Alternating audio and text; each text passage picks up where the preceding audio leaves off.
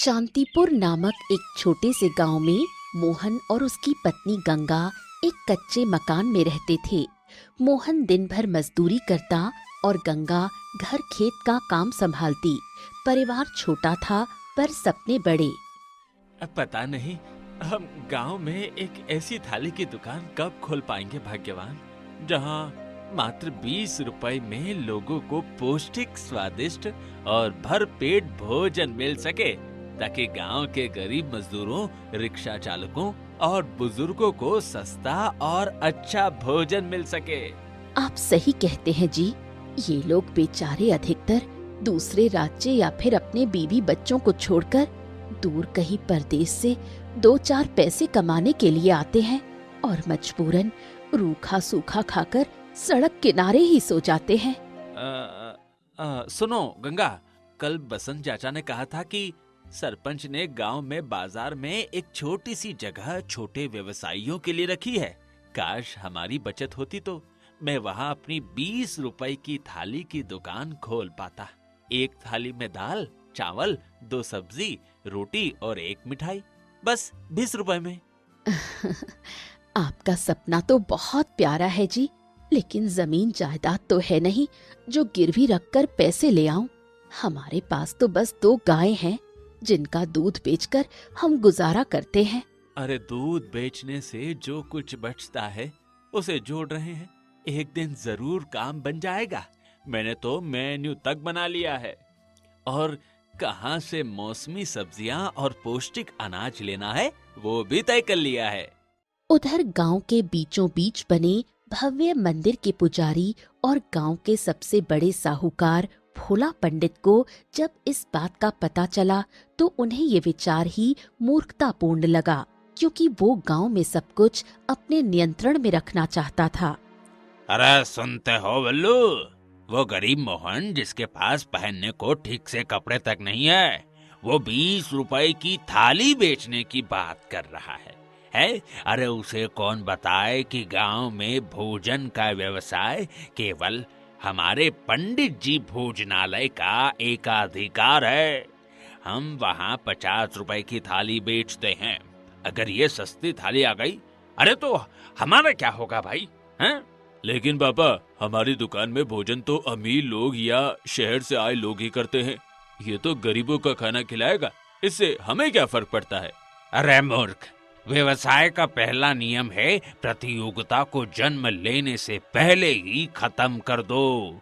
अगर ये गरीब 50 रुपए वाली थाली नहीं खा सकते तो उन्हें भूखा रहना चाहिए।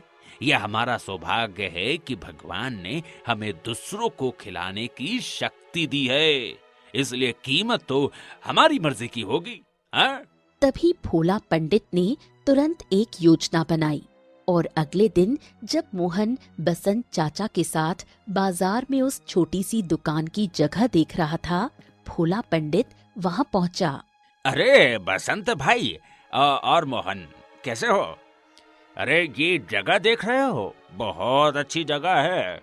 मैंने तो सोचा ही था यहाँ एक प्रसाद की दुकान खोलने की, ताकि मंदिर में आए भक्तों को ताजा प्रसाद मिल सके। प्रसाद की दुकान है? अरे भोला पंडित, मगर ये जगह तो गांव पंचायत ने छोटे गरीब व्यवसायियों के लिए आरक्षित की थी। हाँ और क्या मंदिर सेवा से बड़ा व्यवसाय हो सकता है, हैं? अरे वो भी गरीबों के लिए। देखो मोहन, तुम एक गरीब लड़के हो, तुम्हारे पास अनुभव नहीं है। दुकान चलाना कोई खेल नहीं है, इससे तुम्हारी बचत डूब जाएगी। इसलिए तुम्हारे लिए बेहतर है कि मेरे मंदिर में ही एक सेवक की नौकरी कर लो। मैं तुम्हें 1500 रुपए महीना दे दूंगा। हाँ। धन्यवाद पंडित जी, पर मैं नौकरी नहीं, अपना छोटा सा काम करना चाहता हूँ। मेरा सपना है कि गांव का हर गरीब व्यक्ति कम से कम एक बार पेट भरकर भोजन कर सके। मोहन की दृढ़ता देख भोला पंडित का चेहरा तमतमा गया, लेकिन उसने अपना गुस्सा छिपा लिया। उसी शाम जब मोहन और गंगा अपने घर के पीछे बनी छोटी सी गौशाला में गायों को चारा डाल रहे थे, बसंत चाचा तेजी से आए अरे मोहन बेटा, बड़ी अजीब बात है। पंचायत ने अचानक फैसला बदल दिया है। वो जगह अब नीलामी पर डाल दी जाएगी। जो सबसे ज्यादा बोली लगाएगा उसे वो जगह मिलेगी। ये जरूर भोला पंडित का काम है। उन्होंने पंचायत पर ये सब करने का दबाव डाला होगा। अब हम क्या करेंगे? हमारे पास तो नीलामी में बोली लगाने के लिए पैसे भी नहीं है। जो भी हो, हारना नहीं है। बसंत चाचा, क्या नीलामी अभी हो गई? नहीं बेटा, 1 महीने बाद है। पर तुम तो जानते हो, भोला पंडित के सामने इस गांव में कौन बोली लगा सकता है।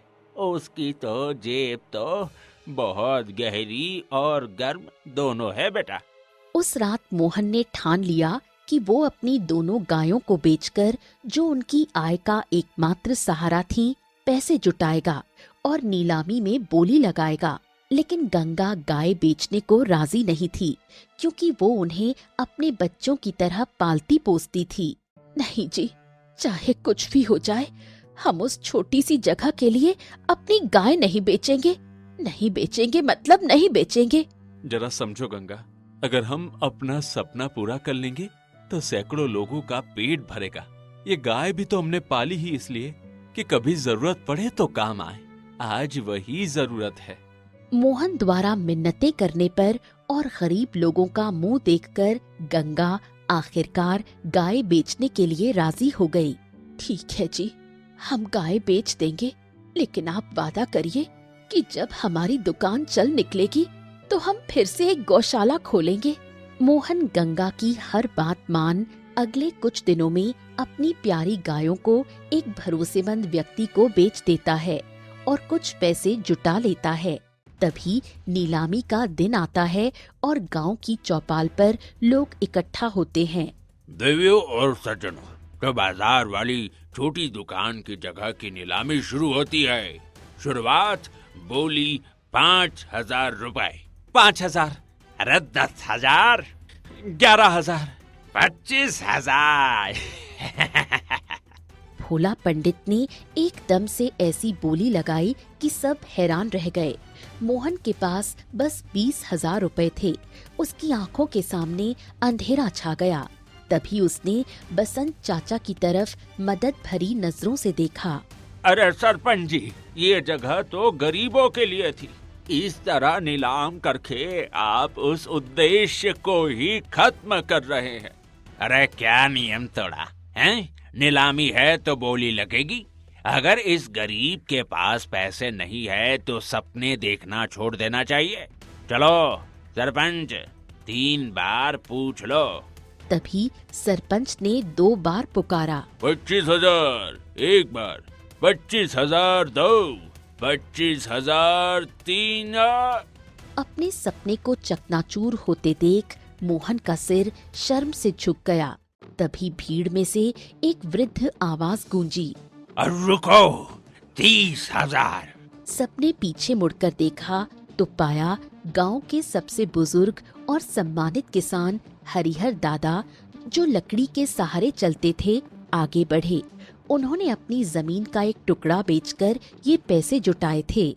ये जगह मैं ले रहा हूँ और मैं इसे 1,000 रुपए महीने किराए पर इस लड़के मोहन को दे दूंगा, ताकि वो अपनी 20 रुपए की थाली की दुकान खोल सके। ये सुन पूरी चौपाल पर तालियों की गड़गड़ाहट गूंज उठी। ये देख भोला पंडित का चेहरा गुस्से से लाल पीला हो गया। वो गुस्से से वहाँ से चला गया।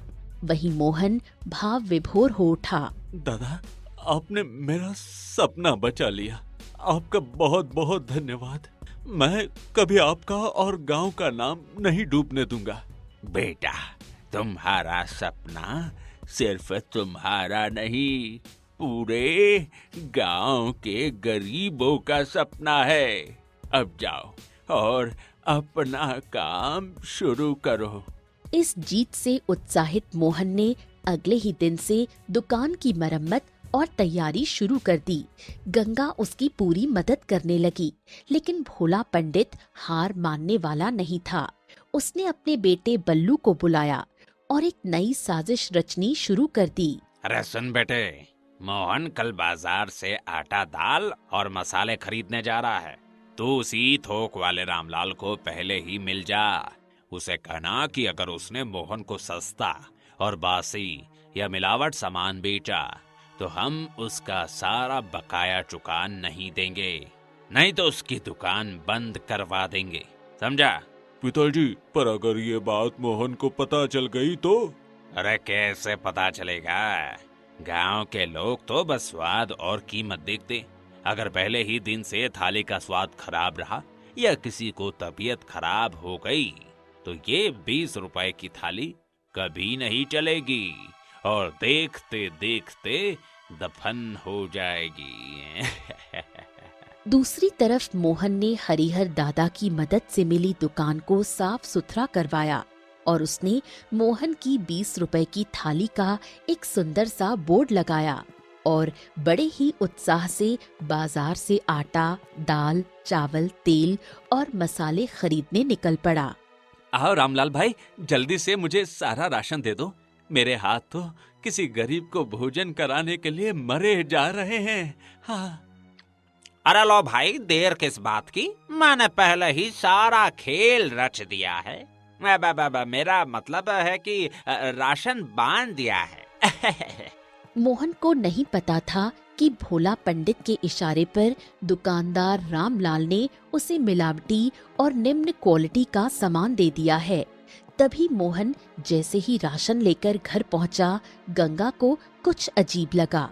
सुनिए जी, ये आटा थोड़ा सा बदरंग सा लग रहा है और दाल में कंकड़ भी है। आपने ये सब कहाँ से खरीदा? अरे, रामलाल चाचा की दुकान से ही तो लिया है। वो कई सालों से यहाँ सामान बेच रहे हैं, खराब नहीं देंगे। शायद ये नया लोट होगा। चलिए, जो भी गड़बड़ी मिलेगी ठीक से छानबीन लेंगे। अब जल्दी सो जाइए, कल सुबह जल्दी उठना भी तो है। उत्साह और थकान के मारे मोहन ने सामान पर ज्यादा गौर नहीं किया। उसे तो बस अगली सुबह गांव में पहली बार 20 रुपए की थाली की दुकान खोलने की खुशी थी, जहां बसंत चाचा, हरिहर दादा और कई गरीब मजदूर रिक्शा चालक भी वहां जमा थे। आज शक्तिपुर के इतिहास का स्वर्णमय दिन है। आज से कोई भी गरीब भूखा नहीं सोएगा। मोहन बेटा, जल्दी शुरुआत करो। जी चाचा, पहली थाली आपकी और हरिहर दादा की। तभी मोहन और गंगा ने मिलकर गर्मा गर्म दाल, चावल, मिक्स सब्जी, 2 रोटियां और एक छोटी सी कटोरी गुड़ की खीर परोसी। तभी बसंत चाचा और हरिहर दादा ने जैसे ही पहला निवाला खाया, उनके चेहरे को चिंता ने घेर लिया। अरे, ये दाल तो बहुत बासी और अजीब सी लग रही है। हरिहर, लगता है मोहन को अभी खाना बनाना नहीं आया है। यह हो सकता है रामलाल ने मिलावटी सामान दिया है। देख नहीं रहे हो, आटे से भी एक अजीब सी गंध आ रही है। हाँ? लेकिन सब जानते हुए भी बसंत चाचा और हरिहर मोहन को निराश नहीं करना चाह रहे थे, इसलिए उन्होंने खाना खुशी खुशी खत्म कर दिया। बहुत अच्छा प्रयास है बेटा, भगवान तुम्हारा भला करे। हाँ। तभी जैसे जैसे दिन चढ़ा, मजदूरों की भीड़ लगने लगी। सभी 20 रुपए की कीमत और भरपेट भोजन से खुश थे, लेकिन धीरे धीरे थाली की गुणवत्ता की चर्चा शुरू हो गई। भाई, खाना तो भरपेट मिल रहा है, पर दाल में नमक कम है और रोटी भी थोड़ी सख्त लगी। हाँ, मुझे भी लगा, पर 20 रुपए में इतना सब क्या मिलेगा? है? चलो, कोई बात नहीं। तभी कुछ दिन बाद सभी लोगों ने पेट में हल्की परेशानी की शिकायत की। ये बात पूरे गांव में आग की तरह फैल गई, जिसे भोला पंडित के दलाल बढ़ा चढ़ाकर गांव वालों के सामने पेश करने लगे। अरे, मैंने तो सुना है कि मोहन ने सस्ता और बासी सामान खरीदा है। पैसे बचाने के चक्कर में वो लोगों की सेहत से खिलवाड़ कर रहा है। कल तो एक व्यक्ति से पेट दर्द से मौत भी हो गई भाई। ये अफवाह फैलते ही मोहन की दुकान पर ग्राहकों की संख्या कम होने लगी। उसे समझ नहीं आ रहा था कि ये क्या हो रहा है। मुझे समझ नहीं आ रहा भाग्यवान, हम तो वही पुराने तरीके से खाना बना रहे हैं। जैसा घर पर बनाते थे, फिर लोगों को यहाँ स्वाद क्यों नहीं मिल रहा है? आज तो एक थाली भी नहीं बिकी। सुनिए जी, मुझे तो लगता है कि समस्या हमारी मेहनत में नहीं बल्कि कच्चे माल में है। शायद रामलाल चाचा ने हमें अच्छा सामान नहीं दिया। पर ऐसा कैसे करेंगे वे? हमने तो पूरे पैसे दिए थे। तभी बसंत चाचा दुकान पर आए। उनके चेहरे पर गंभीरता थी। मोहन बेटा, बैठो। मुझे और हरिंदर दादा को पहले दिन ही खाने में कुछ गड़बड़ लगी थी, पर हमने सोचा शायद तुम्हारी शुरुआत है, धीरे धीरे सुधार हो जाएगा। पर अब गांव में बुरी बातें फैल रही हैं, तुम्हारे खिलाफ माहौल बनाया जा रहा है। कल रात मैंने रामलाल को भोला पंडित के बेटे बल्लू के साथ गुपचुप बातें करते देखा था। क्या मतलब चाचा? क्या भोला पंडित? हाँ बेटा, तुम्हारी दुकान उसके लिए खतरा हो सकता है, इसलिए उन्होंने ही रामलाल से मिलावटी सामान दिलवाया हो, ताकि तुम्हारी दुकान शुरुआत में ही बंद हो जाए। मोहन को सब कुछ समझ में आ गया और वो गुस्से और निराशा से भर गया, क्योंकि उसने अपनी सारी बचत इस दुकान में लगा दी थी। अगर ये बात है तो हमें सबके सामने साबित करना होगा कि हम ईमानदार हैं। इसके लिए पहले हम बचा हुआ सामान जांचते हैं। तभी गंगा और मोहन ने बचा हुआ आटा, दाल, हल्दी सब जांच किया और पाया कि आटे में चॉक पाउडर की मिलावट थी, दाल में छोटे छोटे कंकड़ और हल्दी में पीली रेत की मिलावट थी। ये देखकर मोहन का सिर शर्म से झुक गया। अब मैं क्या मुंह दिखाऊंगा गांव वाले को? मैंने लोगों के विश्वास को ठेस पहुंचाया है। मैंने अनजाने में ही सही उन्हें जहर परोसा है। गलती तुम्हारी नहीं है बेटा, तुम्हें धोखा दिया गया है। अब सवाल ये है कि तुम इससे कैसे उबरते हो। तुम्हें सबके सामने सच्चाई रखनी होगी और अपनी ईमानदारी साबित करनी होगी। उसी शाम मोहन ने गांव की चौपाल में एक छोटी सभा बुलाई। उसने अपने हाथों में बचा हुआ मिलावटी सामान ले रखा था। भोला पंडित भी मुस्कुराते हुए वहां आया। वो सोच रहा था कि मोहन माफी मांगकर दुकान बंद करने वाला है। भाइयों और बहनों, मैं मोहन आप सबसे माफी मांगने आया हूँ। पिछले कुछ दिनों में मेरी दुकान पर जो भोजन परोसा गया वो आपकी उम्मीदों पर खरा नहीं उतरा। मेरी गलती ये हुई कि मैंने कच्चे माल की जांच ठीक से नहीं की। मुझे ऐसा सामान दिया गया जिसमें मिलावट थी। मोहन ने वो मिलावटी आटा, दाल और सारा राशन लोगों को दिखाया, जिसे देख लोग हैरान रह गए और रामलाल की खूब धुनाई की। अरे अरे अरे अरे तुम मुझे क्यों मार रहे हो? और मैंने ये सब भोला पंडित के कहने पर किया था। खुद मिलावट कर कर इल्जाम मुझ पर लगा रहा है, हैं? अरे भाइयों, मारो इस मिलावटी इंसान को। मैं चलता हूँ। रामलाल को घायल छोड़ भोला पंडित तुरंत रफू चक्कर हो गया। वहीं मोहन ने बोलना जारी रखा। मैं यहाँ ये वादा करता हूँ कि आज से मैं खुद सुबह बाजार जाकर ताजी सब्जियाँ और अनाज चुन चुन कर खरीदूंगा। हर एक थाली मेरी पत्नी गंगा और मैं मिलाकर पूरी सफाई और ईमानदारी से बनाएंगे। और जिन्हें भी पिछले 4 दिनों में पेट में तकलीफ हुई है, मैं उनका इलाज का खर्चा उठाऊंगा और आज से उनके लिए 1 महीने तक मुफ्त थाली का भोजन दूंगा। तो ईमानदार है मोहन, तेरे इरादे साफ है। हम तेरी इस हिम्मत पर गर्व करते हैं। तो चिंता मत कर, हम फिर से तेरी दुकान पर आएंगे। हाँ। लोगों ने मोहन के सच बोलने और जिम्मेदारी लेने के तरीके की खूब सराहना की, जिसे देख भोला पंडित का चेहरा उतर गया और मोहन ने अपनी ईमानदारी से लोगों का दिल जीत लिया। धत तेरी की, मेरी योजना उल्टी पड़ गई, लेकिन मैं हार नहीं मानूंगा और इस मोहनवा को बर्बाद कर कर ही रहूंगा, चाहे कुछ हो जाए। तभी अगले दिन जब मोहन ताजा सब्जियां लेकर लौट रहा था, तब बल्लू ने उसका रास्ता रोका। अरे सुन मोहन, तूने चौपाल में बहुत बड़ा बड़ा बोल लिया, लेकिन याद रख इस गांव में भोजनालय का धंधा करना है तो पंडित जी की इज्जत लेनी पड़ती है, लेकिन तूने ऐसा नहीं किया, इसलिए अब से तेरी दुकान चलेगी ही नहीं। देख लेना, कल से तेरे यहाँ कोई सब्जी वाला, कोई दूध वाला नहीं आएगा है। बल्लू, तुम और तुम्हारे पिताजी गांव को डरा सकते हो, लेकिन मुझे नहीं। मैं ठेके लेकर सीधे आसपास के गांव के किसानों से सब्जियां और अनाज लाऊंगा। तुम्हारी धमकियां अब काम नहीं आएगी। जब भोला पंडित के डर से गांव के किसी व्यक्ति ने राशन नहीं दिया, तो मोहन ने बसंत चाचा की मदद से पड़ोस के गांव के किसानों से सीधा संपर्क किया और ताज़ा अच्छी क्वालिटी का सामान लेना शुरू किया। इस बार हर चीज की जांच वो और गंगा मिलकर कर रहे थे। आइए आइए, इस बार मेरी 20 रुपए की थाली खाइए। आइए आइए।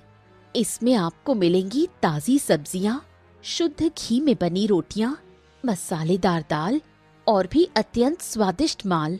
अच्छा सामान होने के कारण मोहन के खाने का स्वाद बहुत बढ़ गया और खबर फैलते ही उसकी दुकान पर ग्राहकों का जमावड़ा लगने लगा।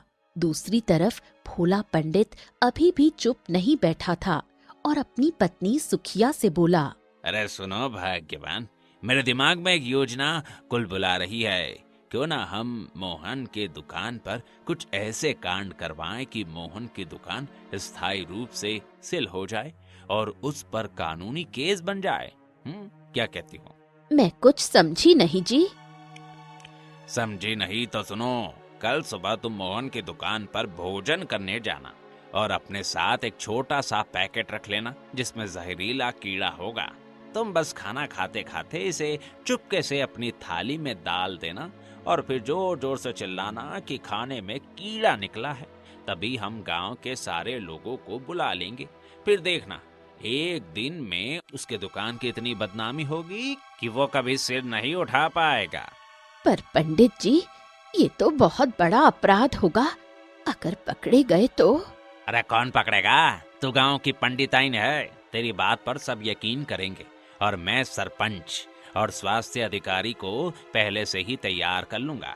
बस तू अपना काम कर देना। तभी अगली सुबह मोहन की दुकान पर भोला पंडित की पत्नी सुखिया आई थाली खाने, जिसकी साड़ी के पल्लू में वो छोटा सा पैकेट छुपा हुआ था जिसमें कुछ मरे हुए कीड़ों को रखा गया था। देखो जी, आज तो आपकी थाली खाने सुखिया पंडिताइन भी आई है। लगता है इन्होंने अपनी हार मान ली है। हाँ, पर मुझे अजीब लग रहा है, ये कभी हमारी दुकान पर नहीं आती, हमेशा अपनी दुकान पर ही खाना खाती है। हाँ, खैर जो भी है, आज ये हमारी ग्राहक है, इसे तुम अच्छे से भोजन परोसो। तभी सुखिया ने थाली ली और एक कोने में बैठ गई। वो धीरे धीरे खाना खा रही थी और बार बार आसपास देख रही थी। उसका हाथ कांप रहा था। तभी दुकान के पीछे से एक तेज आवाज आई, सांड, सांड! देखो, पीछे एक सांड आ रहा है, सभी पीछे हट जाओ। ये आवाज गंगा की थी। उसने जानबूझकर ऐसा कहा ताकि सबका ध्यान पीछे की तरफ चला जाए। सुखिया का ध्यान भी बट गया। उसी पल गंगा तेजी से सुखिया के पास पहुंची और उसके पास रखी अपनी थाली को उठाकर दूसरी तरफ रख दिया और एक नई गर्म थाली उसके सामने लगा दी। पंडिताइन, आपकी थाली थोड़ी ठंडी हो गई लग रही थी। ये लीजिए ताज़ा गर्म थाली। हमारे यहाँ ग्राहकों का इतना सम्मान तो बनता ही है। ये देख सुखिया हैरान रह गई। उसकी पुरानी थाली जिसमें उसने जहरीला कीड़ा डाला था, गंगा उठा कर ले गई। तभी दुकान के सामने शोर मचाते हुए भोला पंडित, सरपंच, स्वास्थ्य अधिकारी और एक स्थानीय अखबार का रिपोर्टर आ पहुँचे और भोला पंडित ने आते ही नाटक शुरू कर दिया।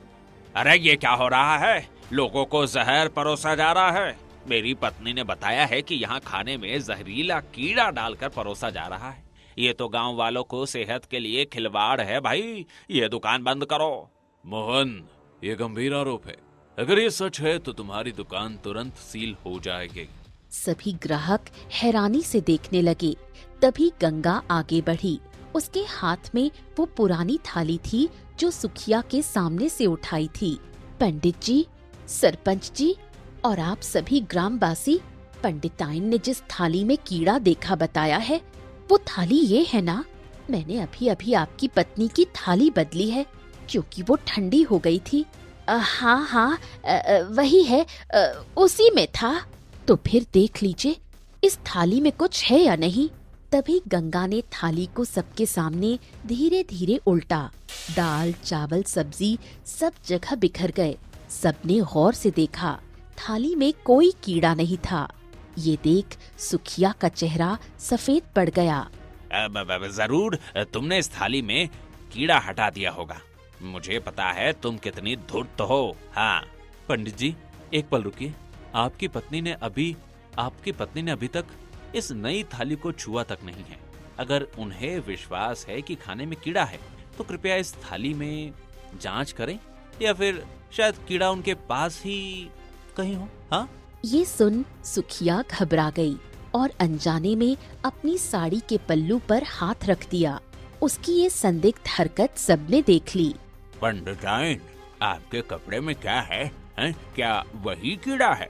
सुखिया बुरी तरह घबरा गई और उसने पल्लू में छिपा वो पैकेट निकालकर जमीन पर गिरा दिया।